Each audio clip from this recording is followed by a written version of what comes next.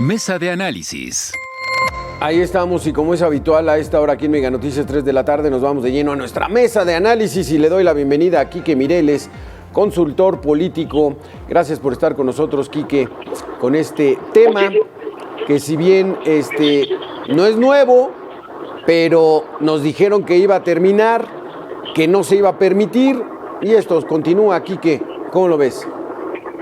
No, bueno, el tema es, efectivamente hay que tener un contexto de que es un tema que ha sido una constante en la administración pública de México desde hace muchísimos años, me atrevo a decir que desde el inicio de la administración pública, y la gente se puede preguntar el por qué se ve tan mal esto. Desgraciadamente también tiene mucho que ver en que la historia nos ha enseñado que cuando se ha favorecido a algunos familiares para entrar en la administración pública, en diversas secretarías, en diversos gobiernos, administraciones, pues la capacidad no ha sido una de las constantes, y creo que va más allá, porque te puedo apostar que si hubiera pasado por un tema de capacidad y se hubiera demostrado que no había ningún problema en que hubiera personas afines trabajando en la administración pública, familiares directos de los que ocuparan los cargos, si hubieran tenido la capacidad y hubieran dado resultados, no estaríamos ni hablando de esto el día de hoy, ¿no? Pero por lo regular esto es para favorecer, pagar favor, o simplemente porque la línea consanguínea así lo manda, ¿no? Y quieres tener cerca a la familia y es una oportunidad de darle trabajo a familiares. Hay que también ser muy claros en que no es lo mismo nepotismo que conflicto de interés, ni que tampoco tráfico de influencias. Prácticamente van de la mano, pero son cuestiones totalmente diferentes. Y en México, pues la verdad es que el nepotismo sí es un caldo de cultivo para temas de corrupción, para temas de tráfico de influencias y pues evidentemente para temas de impunidad. Uno de los casos emblemáticos de la historia política de nuestro queridísimo México fue lo que le ocurrió al presidente José López Portillo, ¿no? Cuando el secretario de Hacienda, entonces Miguel de la Madrid Hurtado, decidió contratar a su hijo de López Portillo, del presidente, y dijo, no, pues está bien, porque él es el orgullo de mi nepotismo. O sea, entrábamos ya al cinismo, Quique Mireles, donde obviamente si el presidente de la República es jefe del secretario de Hacienda y contrata al hijo del presidente, pues eso es nepotismo, eso es tráfico de influencias, esas son irregularidades de la administración pública, no se puede llamar de otra manera, Quique. Exactamente, es un tema, ¿no? Habría que analizar en estos casos, evidentemente el primer tema es la capacidad, pero como te digo, nunca ha sido la carta fuerte para que esto pueda sustentar la contratación de familiares directos. Hoy mismo en el gobierno de López Obrador hay un caso en la Secretaría de Gobernación, están Encinas papá y Encinas hijo, ahí en la Secretaría de Gobernación, ahí podemos ver un caso, y aunque es un claro caso de nepotismo, dicen que no es nepotismo. Bueno, ahí ya se los dejo a ustedes a que lo decidan, ¿no?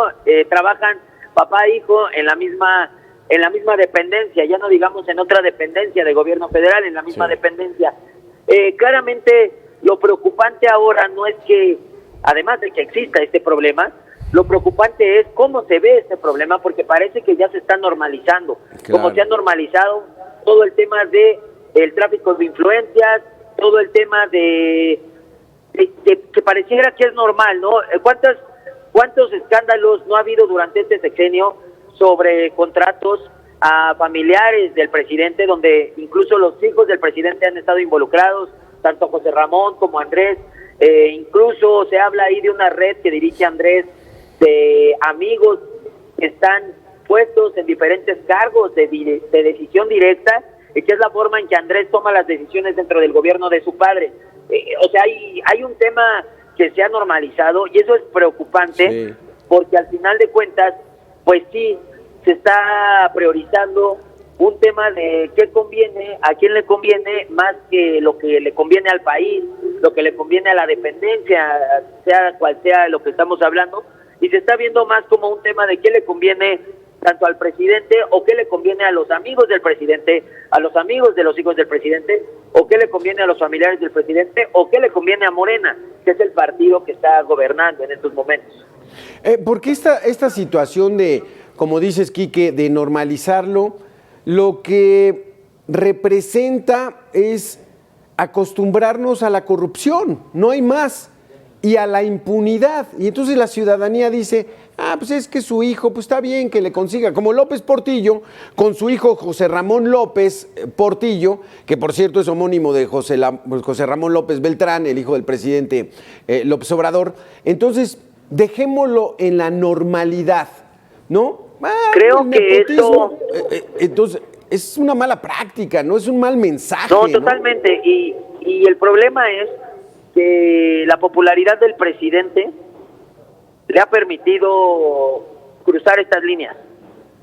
Y desgraciadamente lo vimos, por ejemplo, con los escándalos de la Casa Gris, en la que estaba involucrado pues dueños de la casa, el dueño de la casa concretamente era directivo de una empresa que tenía contratos activos con el gobierno federal, y que después de esta situación de que el hijo del presidente vivió en esa casa, los contratos con esta empresa se incrementaron. Esta persona, dueña de la casa, por ejemplo, era directora comercial y de ventas en el área de Texas. Sí.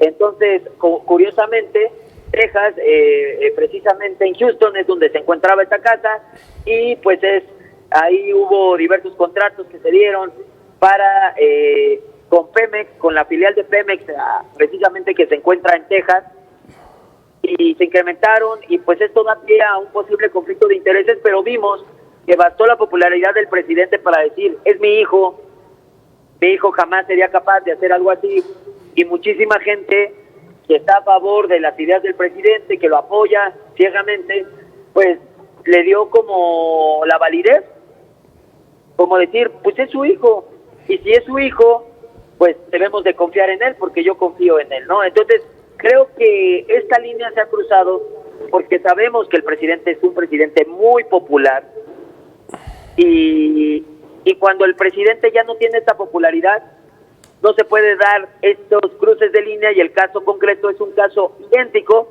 pero con el presidente Enrique Peña Nieto cuando sucede lo de la Casa Blanca.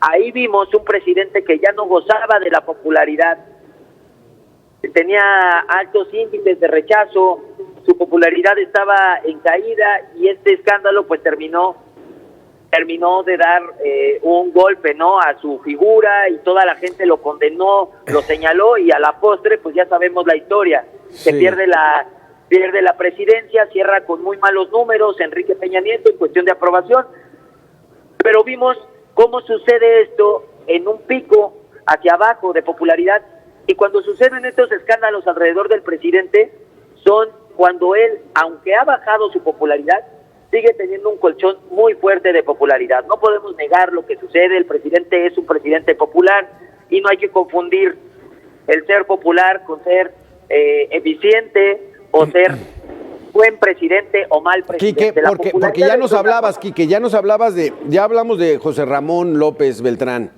de aquellos negocios con Baker Hughes y Houston. Ahí está Andrés. El otro Andrés, nos hablabas de Andrés. Y te doy un monto. Casi 2,000 millones de pesos va a recibir Morena este año por prerrogativas para hacer las campañas electorales. 2,000 millones de pesos. ¿Quién es el dueño de Morena, Quique Mireles? Bueno, sabemos que Morena no toma ninguna decisión sin que esté avalada por el presidente Andrés Manuel López Obrador.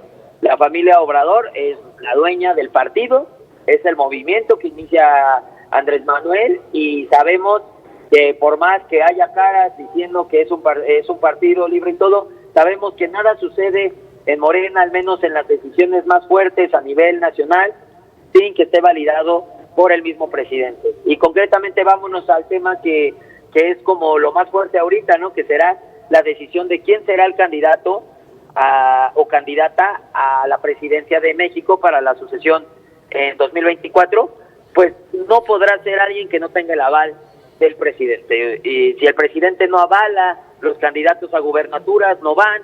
Si el presidente no avala los candidatos al Senado no van, y lo hemos visto porque la gente que no está de acuerdo con estos temas, muchas veces incluso dentro de Morena se han señalado que hay amiguismo, señalamientos, preferencias. Simplemente dejarlo, Quique. No hay democracia, no es una institución democrática, es una institución del dueño.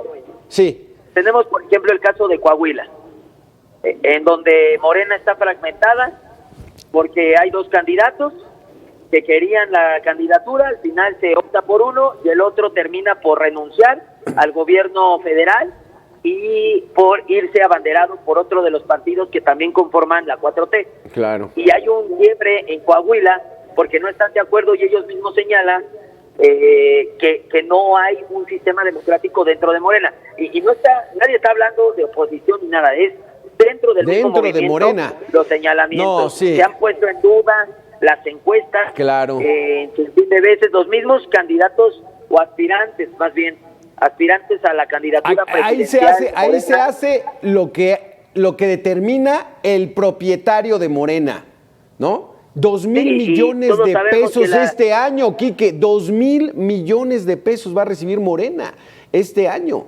No, pues es. ¿Qué digo? También hay que dejarlo. Quique, se nos acaba el tiempo. Muchísimas gracias por haber estado con nosotros. Discúlpanos, ya me está metiendo presión la producción. Muchas gracias por haber estado con nosotros. Retomamos después, el día que quieran. Claro que sí, muchas gracias. Las instituciones y los organismos autónomos son parte esencial de la democracia y contrapeso para el gobierno en turno. El INE, el INAI o la CRE deberían contener decisiones autoritarias, lo mismo que el Banco de México o hasta la UNAM. Los números y la ciencia